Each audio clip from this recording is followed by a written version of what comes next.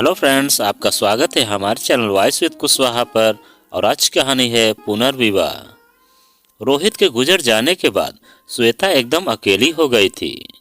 प्रयागराज शहर और वहाँ के रहने वाले लोग उसे हमेशा अजनबी मालूम पड़ते थे। वह रोहित की यादों के सहारे खुद को बदलने की नाकाम कोशिश में लगी रहती थी। जिस कॉलोनी में वह रहती थी उसी कॉलोनी के कुछ मकान को छोड़कर वो हरे रंग वाले मकान में सुभाष कुमार जी रहते थे। उन्होंने ही हार्ट अटैक के दर्द में तड़पते हुए रोहित को अस्पताल पहुंचाने के लिए एम्बुलेंस बुलवाई थी। जब तक रोहित जी अस्पताल में भर्ती रहे, सुभाष जी ने उनकी देखभाल में पूरा सहयोग दिया था।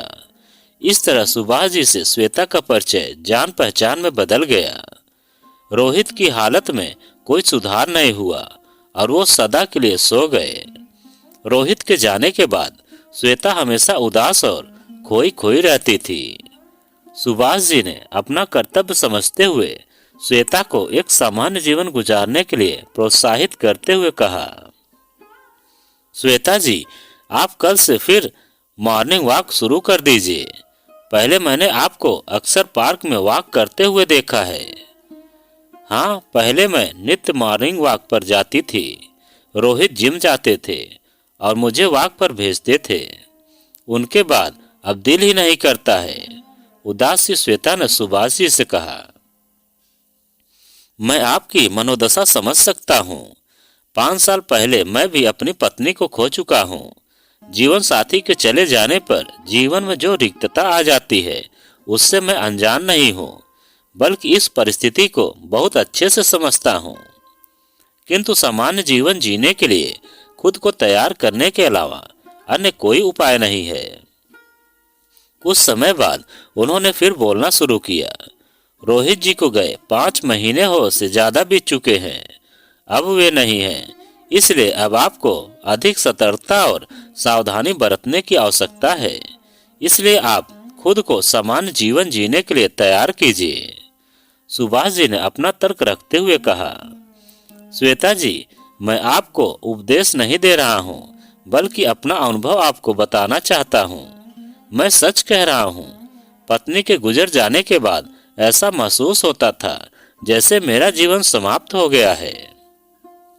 अब दुनिया में मेरे लिए कुछ भी नहीं है। किंतु ऐसा नहीं होता है। ऐसा सोचना भी एकदम अनुचित है। किंतु मरने वाले के साथ ही हमारी मृत्यु हो, ऐसा भी संभव नहीं है। जिसके हिस्से में जितनी सांसें लिखी हैं वह उतना ही जी कर चला जाता है। जो पीछे रह जाते हैं उन्हें खुद को संभालना पड़ता है। मैंने उस विकट स्थिति में खुद को व्यस्त रखने के लिए मॉर्निंग वॉक शुरू कर दी। फिर एक स्कूल में पढ़ाने लगा। रिटायर्ड प्रोफेसर हूँ, सो बच्चों को पढ़ाने में दिल भी लगता है। इन सब के बावजूद भी काफी समय बचता है तो उसमें व्यस्त रहने के लिए घर पर ही कुछ गरीब बच्चों को फ्री ट्यूशन पढ़ा देता हूँ और हफ्ते में 2 दिन का समय एक अनाथालय में देता हूँ। इन सब कामों को करने से आत्मसंतुष्टि और अत्यधिक खुशी मिलती है। मैं आपसे आग्रह करता हूँ कि आप इन सब कामों में मुझे सहयोग करें। इससे आपका समय भी अच्छे से कट जाएगा और आपको खुशी भी मिलेगी। अच्छा, अब मैं चलता हूँ। कल सुबह कॉल बेल बजाऊंगा, बाहर आ जाइएगा। मॉर्निंग वॉक पर साथ चलेंगे। शुरुआत ऐसे ही कीजिए। अन्य विकल्प न होने के कारण श्वेता ने सहमति अपना सिर हिला कर दिया। सच में मॉर्निंग वॉक की शुरुआत से वह एक ताजगी सी महसूस करने लगी।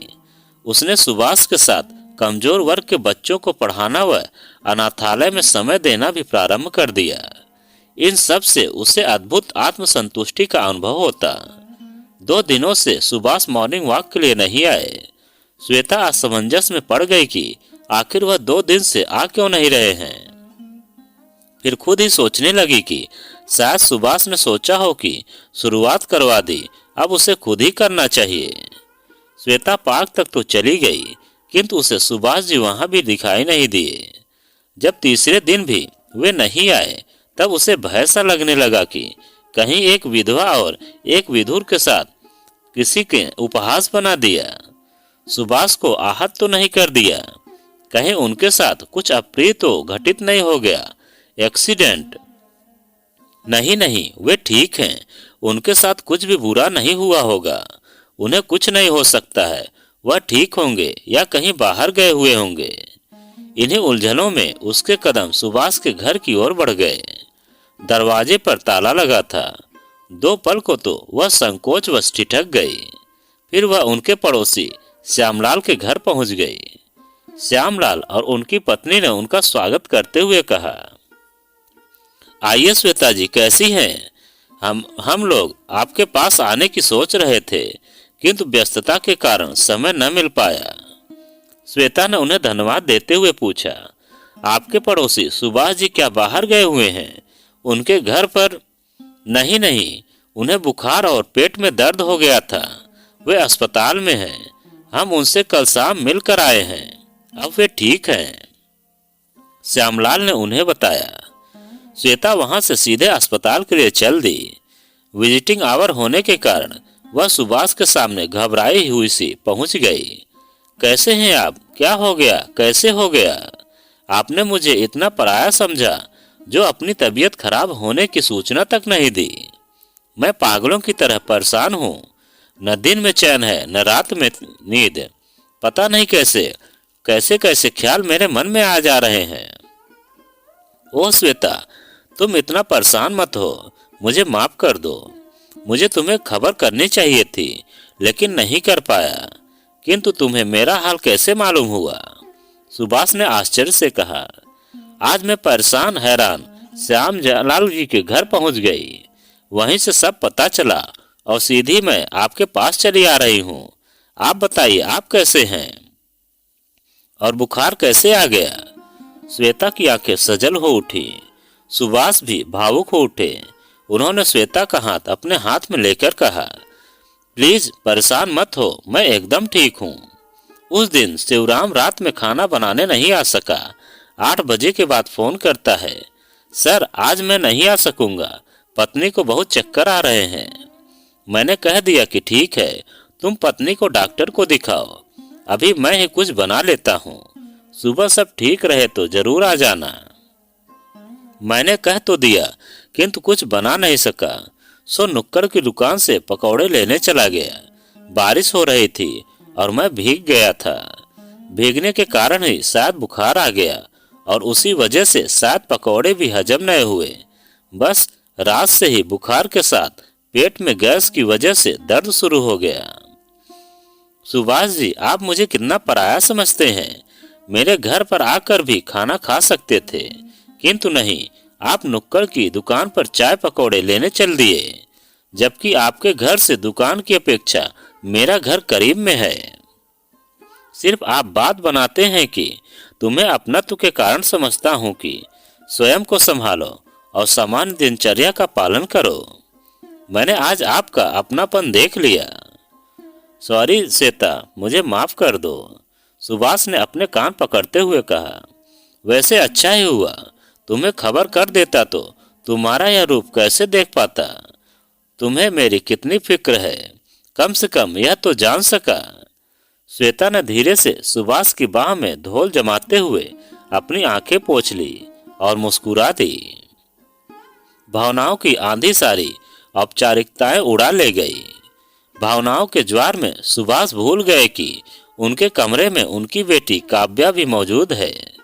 श्वेता तो उसकी इस उपस्थिति से अनभिज्ञ थी। अति भावुकता में उसे सुभाष के सिवा कुछ दिखाई ही नहीं दिया।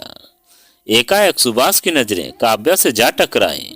संकोचवश श्वेता का हाथ छोड़ते हुए उन्होंने परिचय करवाते हुए कहा, श्वेता, इससे मिलो, यह मेरी प्यारी बेटी काव्या है।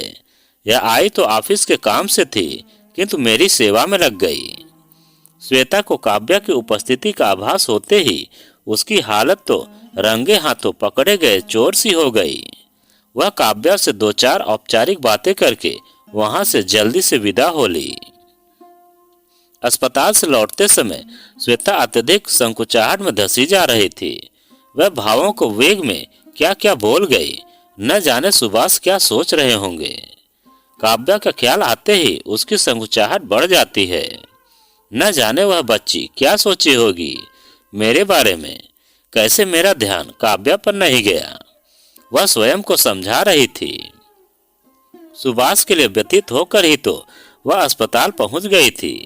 भावनाओं पर उसका नियंत्रण नहीं रहा था, इसलिए जो मन में था जुबान पर आ गया। सुभाष घर आ गए थे। अब वे पूरी तरह स्वस्थ थे। काव्या को कल वापस जाना था। काव्या ने सुभाष और श्वेता के परस्पर व्यवहार को अस्पताल में देख लिया था। इतना तो वह समझ चुकी थी कि दोनों के मध्य अपनत्व पनप चुका है। बात जानने समझने की इच्छा से उसने बात छेड़ते हुए कहा, पापा, श्वेता आंटी इस कॉलोनी में नई नई आई हैं। मैंने उन्हें पहले कभी नहीं देखा। सुभाष शांत गहन चिंता में बैठ गए। काव्या ने उन्हें टटोलते हुए कहा, क्या बात है पापा, नाराज हो गए? नहीं बेटा, तू तो मुझे मेरे हित में ही समझा रही है, किंतु मुझे भय है। श्वेता मुझे स्वार्थी समझकर मुझसे दोस्ती न तोड़ बैठे। उसका अलगाव मैं सहन नहीं कर सकूंगा। सुभाष ने धीरे से कहा, पापा वे आपसे प्यार करती हैं, किंतु नारी सुलभ सकुचाहट तो स्वाभाविक है ना। पहल तो आपको ही करनी होगी। मेरी बेटी इतनी बड़ी हो गई, मुझे पता ही नहीं चला। सुभाष के इस वाक्य पर दोनों ही मुस्कुरा दिए। काव्या लौट गई, किंतु सुभाष को समझा कर ही नहीं, धमका कर गई थी कि वे जल्दी से जल्दी श्वेता से शादी की बात करेंगे, वरना वह स्वयं यह जिम्मेदारी पूरी करेगी। मॉर्निंग वॉक पर सुभाष एवं श्वेता काव्या के संबंध में ही बातें करते रहे। सुभाष बोले, 5 वर्ष हो गए हैं काव्या की शादी हुए। जब भी जाती है मन भारी हो जाता है। उसके आने से सारा घर गुलजार हो जाता है। जाती है तो अजीब सा सूनापन छोड़ जाती है। श्वेता ने कहा, बड़ी प्यारी है काव्या, खूबसूरत होने के साथ साथ समझदार भी है। उसकी आंखें भी बहुत ही सुंदर हैं। अपने में एक दुनिया समेटे हुए सी मालूम होती है। सुभाष खुश होते हुए बोले, वह अपनी माँ की कॉपी है। मैं उसको अद्भुत महिला कहता था। रूप एवं गुण का अद्भुत मेल था उसके व्यक्तित्व में। श्वेता काव्या के साथ विशेष जुड़ाव महसूस करने लगी थी। उसने काव्या के पति उसकी ससुराल के संबंध में सारी जानकारी ली और अत्यधिक प्रसन्न हुई कि वह बहुत समझदार एवं संपन्न परिवार है। मॉर्निंग वॉक से लौटते समय श्वेता का घर पहले आता है। रोज ही सुभाष उसे उसके घर तक छोड़ते हुए अपने घर की ओर बढ़ जाते थे। आज श्वेता ने आग्रह करते हुए कहा, सुभाष जी, आज आप ब्रेकफास्ट एवं लंच मेरे साथ ही लीजिए। आज ही काव्या लौट कर गई है। आपको अपने घर में आज सूनापन ज्यादा महसूस होगा। सुभाष भी जल्दी ही मान गए। उन्होंने सोचा, इस बहाने श्वेता से अपने दिल की बात कर सकेंगे। काफी उलझन के बाद सुभाष ने श्वेता से साफ साफ कहना उचित समझा। श्वेता, मैं तुमसे कुछ कहना चाहता हूँ, किंतु तुमसे एक वादा चाहता हूँ। यदि तुम्हें मेरी बात आपत्तिजनक लगे तो साफ इनकार कर देना, किंतु नाराजगी से दोस्ती खत्म मत करना। श्वेता ने आश्चर्यचकित होते हुए कहा, ऐसा क्यों कह रहे हैं? आपकी दोस्ती मेरे जीवन का सहारा है। खैर चलिए, वादा रहा। श्वेता, मैं तुमसे शादी करना चाहता हूँ, क्या मेरा सहारा बनोगी? सुभाष ने श्वेता की आंखों में देखते हुए कहा। श्वेता ने नजरें झुका ली और धीरे से बोली, यह आप क्या कह बैठे सुभाष जी? भला यह भी कोई उम्र है शादी करने की? देखो श्वेता, हम दोनों अपने अपने जीवन साथी को खोकर जीवन की संध्या बेला में अनायास ही मिल गए हैं। हम दोनों ही तन्हा हैं। हम एक दूसरे का सहारा बनकर फिर से जीवन में आनंद एवं उल्लास भर सकते हैं। जीवन के उतार चढ़ाव में परस्पर सहयोग दे सकते हैं। हम एक दूसरे का हाथ थाम कर एक दूसरे का सहारा बन सकते हैं। मैं अपनी पत्नी को बहुत चाहता था, किंतु बीमारी ने उसे मुझसे छीन लिया। मेरी पत्नी भी मुझे बहुत चाहती थी। अपनी बीमारी के संघर्ष के दौरान भी उसे अपनी जिंदगी से ज्यादा मेरे जीवन की फिक्र थी। एक दिन मुझसे बोली, सुभाष जी, मेरा और आपका साथ इतना ही था। आपको अभी लंबा सफर तय करना है। अकेले कठिन लगेगा। मेरे बाद अवश्य योग्य जीवन साथी ढूंढ लीजिएगा। अपनी शादी वाली अंगूठी मेरी हथेली पर रख कर बोली, इसे मेरी तरफ से स्नेह स्वरूप आप प्यार से उसे पहना देना। मैं यह सोचकर खुश हो लूंगी कि मेरे सुभाष जी के साथ उनकी फिक्र करने वाली कोई है। सुभाष अपनी पत्नी को याद करके बेहद गंभीर हो गए थे। 2 पल रुककर स्वयं को संयत करके बोले, मैंने तुम्हें एवं रोहित को भी साथ साथ देखा था, गृह प्रवेश के अवसर पर तथा अस्पताल के दुखद मौके पर। तुम दोनों का प्यार स्पष्टतः झलक रहा था। रोहित को भी अपनी जिंदगी से ज्यादा तुम्हारे जीवन की चिंता थी। वे सिर्फ और सिर्फ तुम्हारी ही चिंता व्यक्त करते थे। मैं आईसीयू में उनसे मिलने जब भी जाता था, तुम्हारे सिर्फ संबंध में चिंता व्यक्त करते थे। उस दिन जब उन्हें आभास हो चला कि वे नहीं बचेंगे, अत्यधिक कष्ट में बोले थे, दोस्त, मैं तुम्हें अक्सर पुनर्विवाह की सलाह देता था और तुम हंसकर टाल जाते थे, किंतु अब तुमसे वचन चाहता हूँ, मेरी श्वेता को अपना लेना। तुम्हारे साथ वह सुरक्षित है। यह सोचकर मुझे शांति मिलेगी। हमने परिवारों के विरोध के बावजूद अंतरजातीय विवाह किया था। सभी संबंध खत्म हो गए थे। मेरे बाद श्वेता एकदम अकेली हो जाएगी। दोस्त, मेरा आग्रह स्वीकार कर लो। मेरे पास अब अधिक समय नहीं है। श्वेता, दुनिया में अकेली औरत का जीवन मुश्किल हो जाता है। सुभाष जी भले इंसान हैं तथा विधुर भी हैं। उनका हाथ थाम लेना। तुम सुरक्षित रहोगी तो मुझे शांति मिलेगी। मेरी चुप्पी पर अधीर होकर बोले, श्वेता, मान जाओ और हाँ कह दो, मेरे पास समय नहीं है। तुम्हारी चिंता मुझे शांति से मरने भी नहीं देगी। यदि तुम हाँ बोलती हो तो मैं सुकून से जा सकता हूँ। उनकी पीड़ा और उनकी अधीरता देखकर मैंने भी सहमति में सिर हिला दिया था। मेरी स्वीकृति मानकर उन्होंने हल्की मुस्कुराहट से कहा था, मेरी शादी वाली अंगूठी मेरी सहमति मानकर सुभाष को पहना देना, किंतु मैं भी आपकी दोस्ती न खो बैठूं, इस संकोच में आपसे कुछ न कह सकी। और वह हल्के से मुस्कुरा दी। सुभाष शांति से बोले, चलो, काव्या की जिद के कारण सभी बातें साफ हो गईं। मैं तो तुम्हें चाहने लगा हूँ, यह स्वीकार करता हूँ। तुम्हारा प्यार भी उस दिन अस्पताल में उजागर हो चुका है। मेरी काव्या तो हमारी शादी के लिए तैयार बैठी है। तुम भी इस विषय में अपने बेटे से बात कर लो, कहीं उसे तो कोई एतराज नहीं है। श्वेता ने उदासीनता से कहा, मेरा बेटा तो सालों पहले ही पराया हो गया है। ऑस्ट्रेलिया क्या गया, वहीं का होकर रह गया है। 5 साल से न आता है, न हमारे आने पर असहमति व्यक्त करता है। उसकी विदेशी पत्नी है तथा उसने तो हमारा दिया नाम तक बदल लिया है। वह जब से यहाँ से विदेश गया है, उसे हमसे कोई मतलब नहीं रहा है। वह हमसे न कोई रिश्ता रखना चाहता है और न ही यहाँ आना ही चाहता है। रोहित के क्रियाकर्म के लिए भी बहुत कठिनाई से उससे संपर्क कर सकी थी। तब भी वह मात्र 4 दिन के लिए ही आया था, मानो संबंध जोड़ने नहीं बल्कि तोड़ने आया हो। उसे तो अपनी जन्म देने वाली माँ की भी कोई चिंता नहीं है कि वह अब अकेले अपना जीवन कैसे बिताएगी।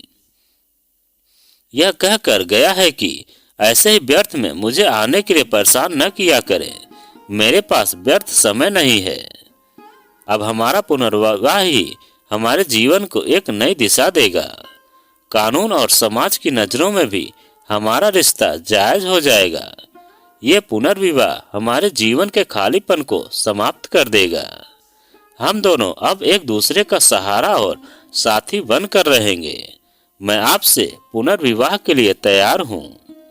और दोनों लोग कुछ दिन बाद अच्छा मुहूर्त देखकर शादी कर लेते हैं और अपनी जिंदगी में खुशी खुशी रहने लगते हैं। तो दोस्तों, यह कहानी आपको कैसी लगी कमेंट में लिखकर हमें जरूर बताएं।